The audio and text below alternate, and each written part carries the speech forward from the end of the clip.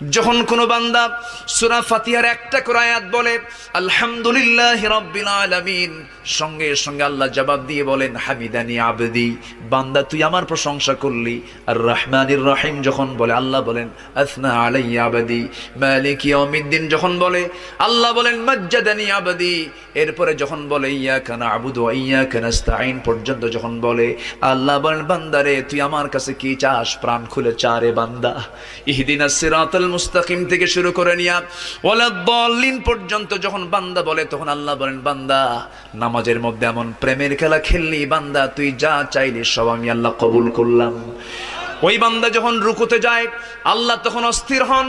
ওই বান্দা যখন সিজদায় যাওয়ার জন্য প্রস্তুতি নাই, সমস্ত ফেরেশতাকে ডাক দিয়ে বলেন ও ফেরেশতারা, এই বান্দাগুলো আমাকে দেখলো না, রাসূলকে দেখলো না, কোরআনকে দেখে হাদিসকে বিশ্বাস করে আমাকে খুশি করার জন্য তার সবচেয়ে সম্মানজনক